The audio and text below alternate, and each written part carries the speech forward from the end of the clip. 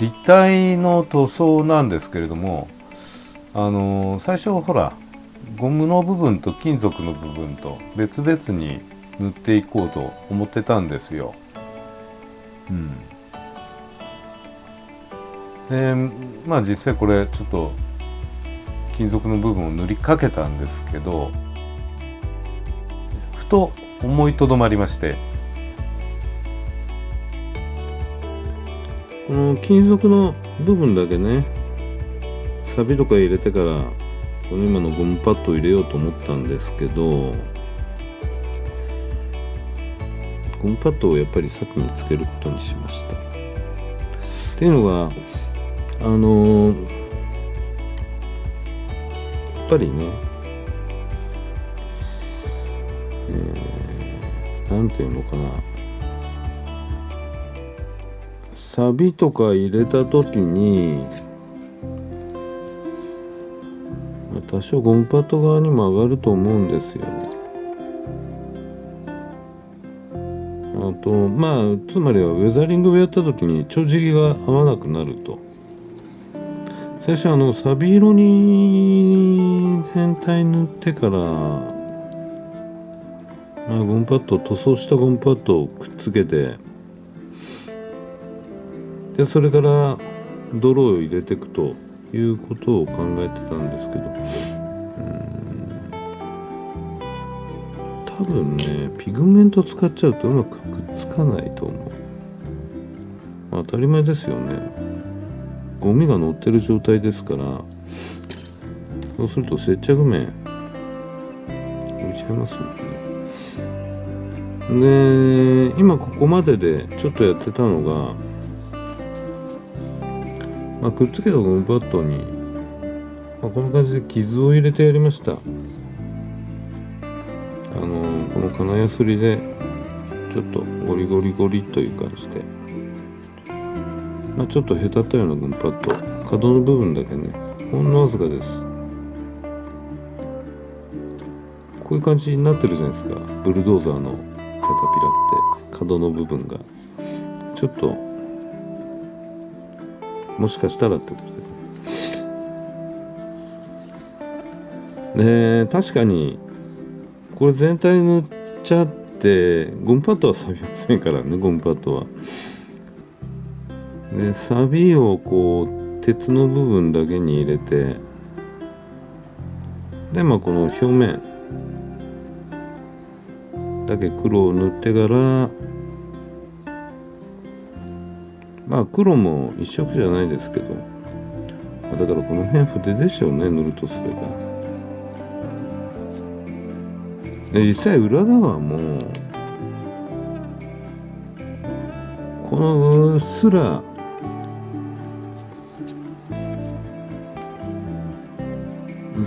と見えてるモールドの部分っていうのはゴムなんですよ。天輪が当たる部分ですね。実際はもうちょっとポコンと上がってるみたいなんですけど、これはちょっと筋彫りだけで表現してあります。ちょっとシチュエーションもちょっとなかなか浮かんでこなくて、やっぱりそれとゴムパッドなしの注文すればよかったのかなという気もします。そうするともうちょっとねドロドロにすることができるじゃないですか。でもしょうがないです。これ買っちゃったんでこれで進めていくしかないでしょ。だから一丸式戦車国道仕様みたいな感じですね。とりあえずエキサイトレッドのサフェーサですね、これを擬態の方に塗ってみたいと思ってエアブラシに移しました。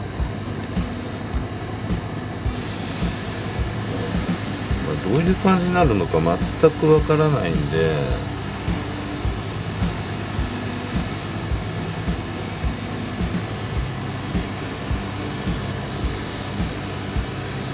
これをしてサビ色にするんではなく、これを持ってサビ色にするんではなく、あくまでも下塗りですね。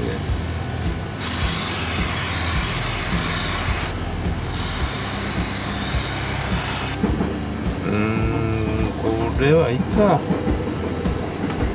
試しにキットのあれでもやってみたいと思ったんだけど、同じでしょ。次に一応、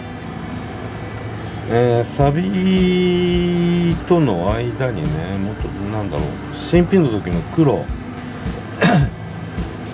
これもやる必要ないかもしれないですね。この後ターンを塗ってサビ色塗ってってやっちゃうと多分消えちゃうと思うんですけど、若干まあ残るかなという分期待しつつ、濃いめのグレーですね。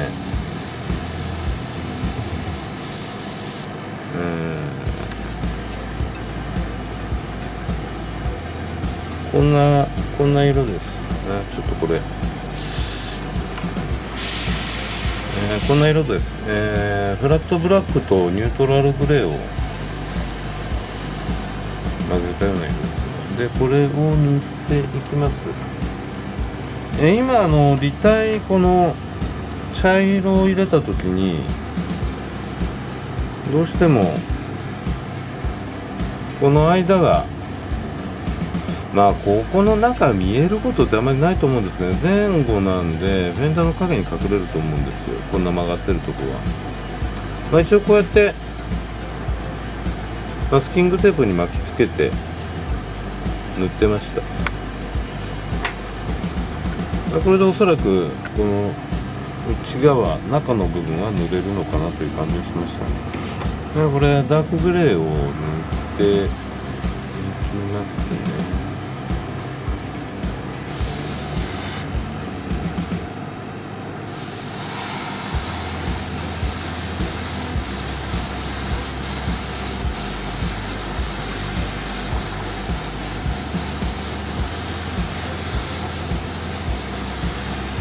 多少まあ錆びてるってことなんで下の茶色が残ってもいいと思うんです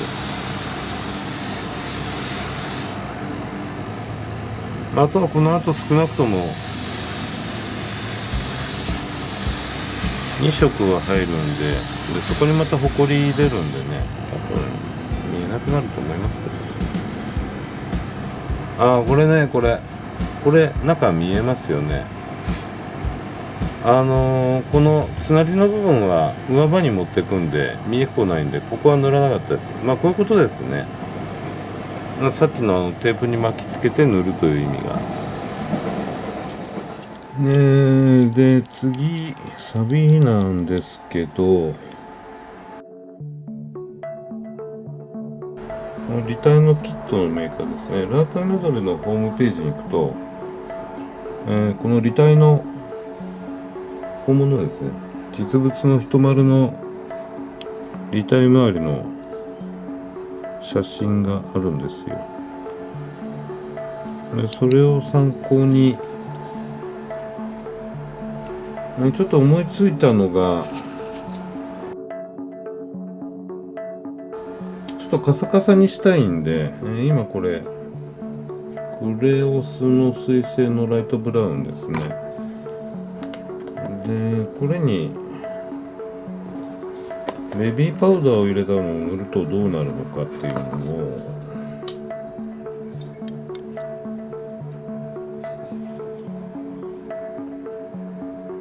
を、ベビーパウダー混ぜるとカサカサにはなりますよね。思ってたよりあんまり入れてもいいな。エアブラシではないんで。ちょっと水で薄めますかね。ちょっとこれではあれか。よいしょ。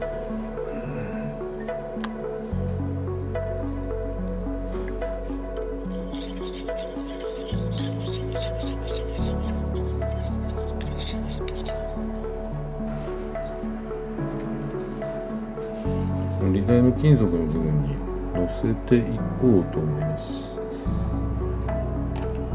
どうなるのかは全くわからない。まあとりあえずどんな感じになるかを一回乗せてみますかね。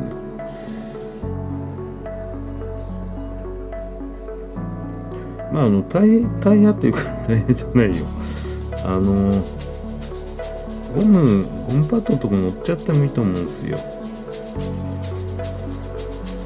まりカサカサにはならないかな。意外に粒子が大きいですね。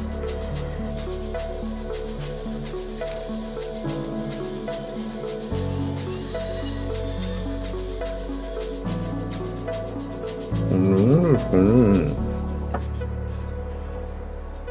裏が筆を加えてました裏側ですね。まあ裏側はフラットなんで楽は楽です。裏側のゴムパッドどうしよう。ホイールが当たるとこですね。ここの部分、ゴムパッドの部分を水性のカラー、まあクレオスのホビーカラー、水性ホビーカラーだっけ、使ってまあ筆で塗っていくんですけど、こんな感じでブラウンと黒を分けるように置いてあって、まあ、若干ムラが出ればありがたいかなみたいな感じで、まあただ筆目のそのムラっていうのもおかしいんだよね。であと脇の部分、ゴムが脇までいってるじゃないですか。でこれなんかはもう極端な話、もうこういう水気の多い、茶色気の多いまあ黒を置いていって、であえて下の茶色を生かすと、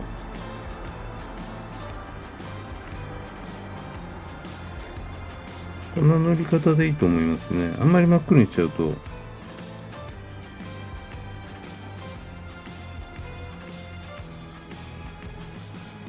こかな、あんまり真っ黒にしちゃうと違和感が出ると思うんですよ。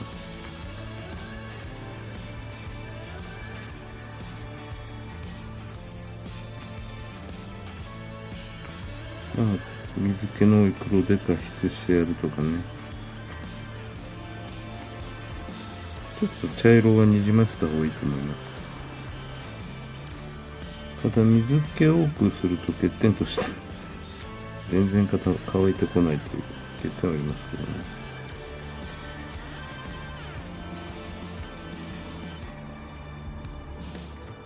まあこういうのはもう吸わせてもいいかもしれない。筆に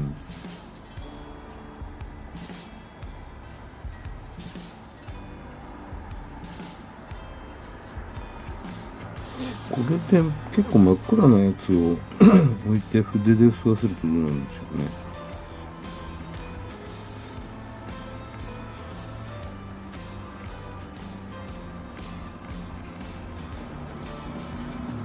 まあ、ちょっとは黒混じってますけどね。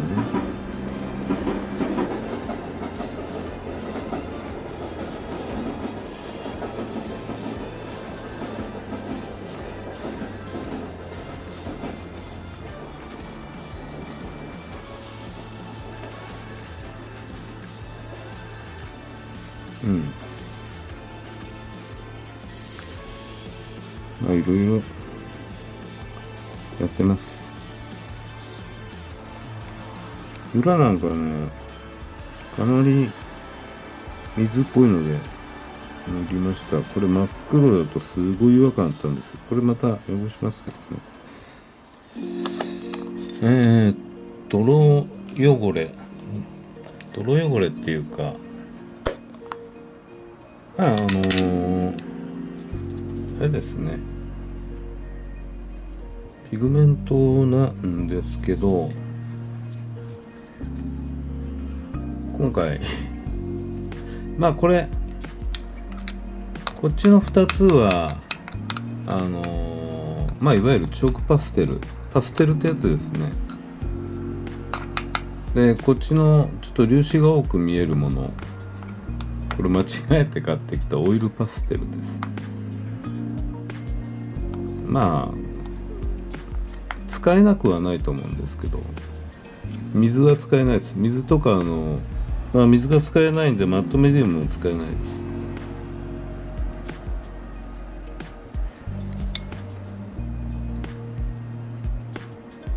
じゃあ何を使うのってことなんですけど、ペトロールですね。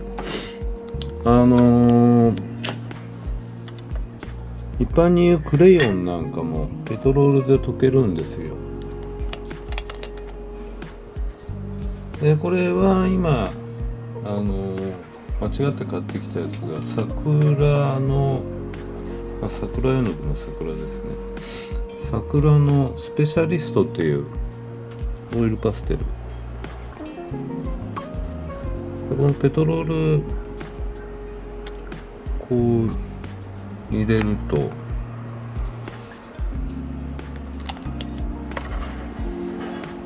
ここで溶け始めてこんな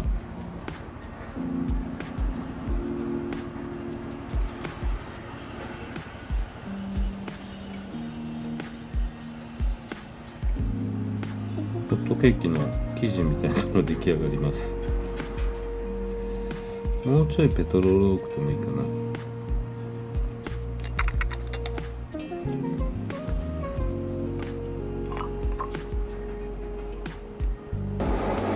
でちょっとね牛乳パックの裏に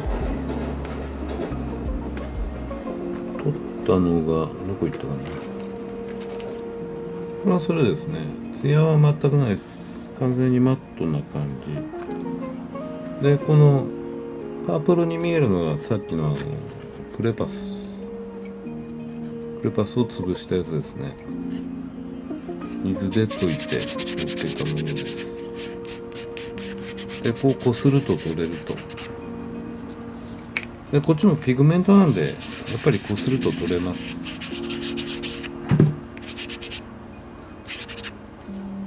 ただ若干取れ感は取れにくいのかなっていう程度です。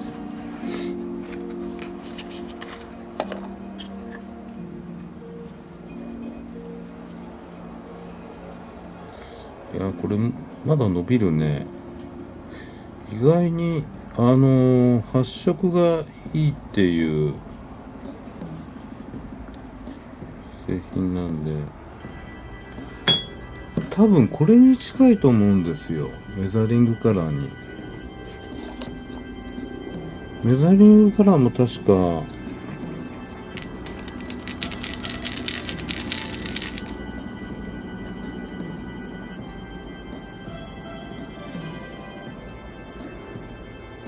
有機溶剤と完成油と顔料なんで、完成油というのはペトロールのことですよね。揮発性油、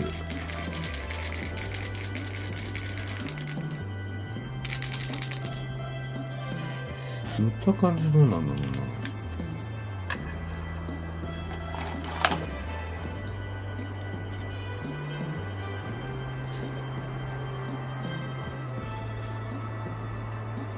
これもザラッとした感じになるんですよね、確か。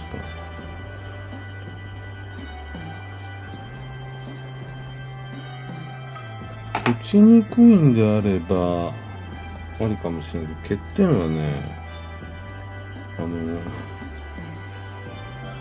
ミキサーで砕くときにミキサーの軸のところに熱で溶けたやつがついちゃう。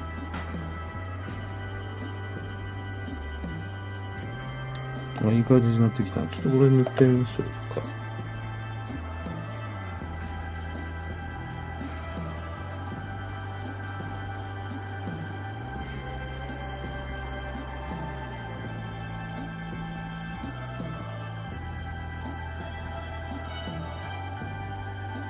いかんせんあ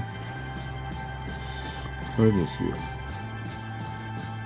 ミキサーで潰れきってないちょっと大きめのが、これペトロールに含ませとけばね、多分溶けていくと思うんですけど、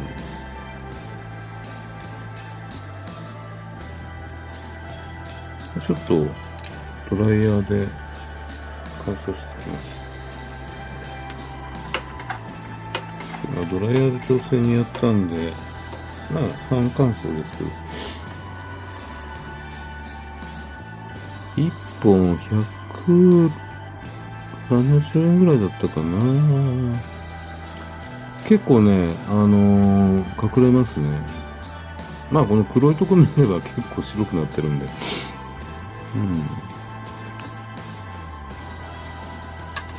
で今これだけの作るのに、これ軽く1杯ですからね。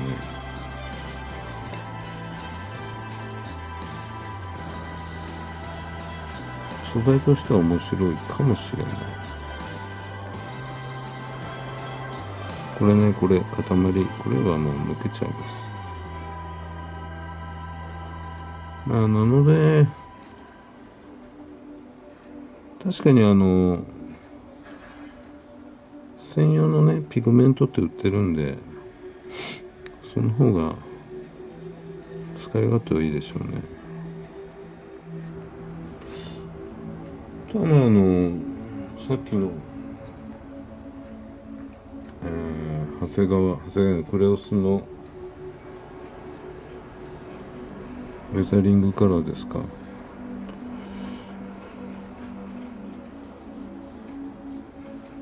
あれでもいいと思うんですけど、色がね、色数が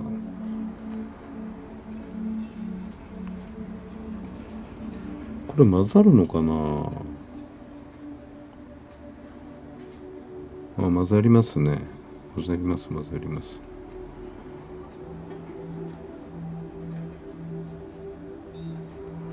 ょっと複数の色でやりたいときに、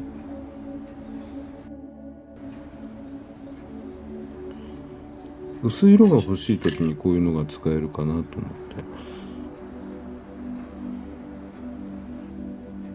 今度普通の水で溶く方のパステルと比べてみますかね。同じような色で買ってきて、とりあえず今回この一丸はこれで閉しちゃいます。さっきのスプーン1杯でちょうどリター1本分かな。オールは持って、やっぱり大きい粒が溶けきらないな。でもこうやってやってれば溶けるか。筆でペトロールの中で泳がせれば、足りないなって時はもう一回上から重ねてやればいいですしね。乾いて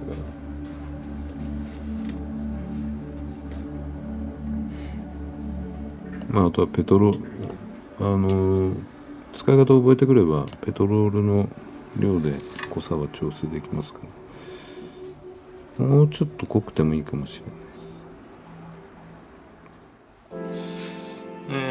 乾くとね、乾燥すると意外に白っぽいですね。ちょっと分かりにくいかな。もしかしたらちょっと赤みが強く映ってるかもしれないんですけど、人間の見た目で見るとかなり白っぽいです。でこれに、色の調整は後でやるとして、泥ですね。シチュエーション的にどうしようかな。現状こんな感じでくぼんでるところに結構こんなもんかなっていう程度で入ってはいるんですけど、もう若干泥をつけたいんですよ。でこれも絵の材料ですね。モデリングペーストといって、非常にモデラーの心をくすぐるような名称なんですけど、これね結構前に買ったやつで、結構ドロドロってしたものが今カチカチにこのようになってしまってます。水で薄めればなんとか使えるでしょう。水で柔らかくします。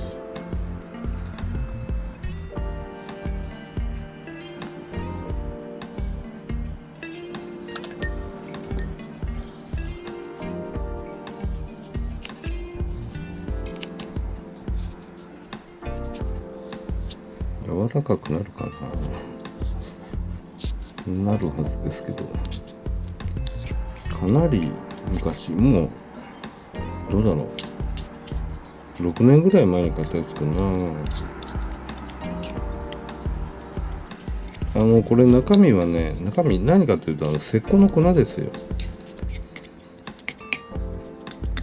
石膏の粉と、エマルジョンってなんだっけ、分散系溶液、分散質、分散媒がともに液体である分散系溶液のこと。例としてマヨネーズ、木工用接着剤、アクリル絵の具、異なった2つの液体が混じってる液体みたいなことみたいですね。乳化した液状のものというか、もともとはこれぐらいの硬さでした。ちょっとまだムラがあるんですけど、固まると石膏みたいにカチカチになります。パテよりも硬いのありますね。石膏で削ることも可能ですね。パテの代わりに使えるかってことなんですけど、使えるわけないですよ。使わない方がいいと思います。ひび割れるかもしれないですね。塗料はアクリル絵の具でもいいし、水性ホビーカラーですね。水性ホビーカラーでもいいと思います。で、色がこの色が白いんで、白っぽくなってきちゃうんですよ。だから色をある程度、これレッドブラウンだけだったらどんな感じになるかな。ツヤは完全に消えるんで、若干この今練った時の色よりも、これタミヤのアクリルですけどね、練った時の色よりも薄くなるの、白っぽくなるのかな。で、色の調整適当ですね。これで茶色が強いようだったらば、ライトイエロー、ライトブラウン加えますし、ちょっとライトブラウンいきますか。ち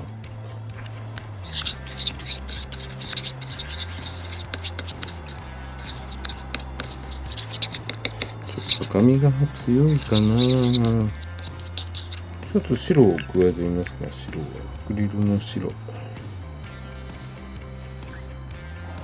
こんな感じかな。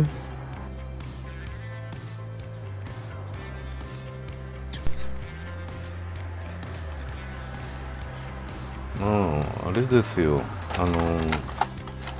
普通は各メーカーの出してるレザリング用の塗料を使った方がいいと思います。僕は好きでこれ使ってるだけなんで、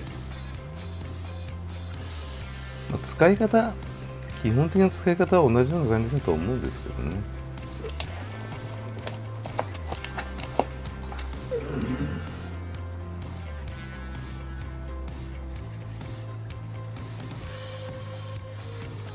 天輪が乗っかるところがいいかもしれない。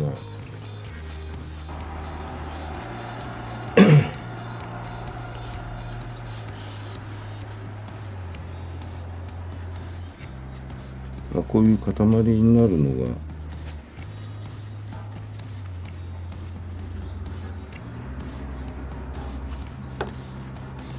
いいとこですよね。で、天輪の擦れるところはちょっと落としてやって、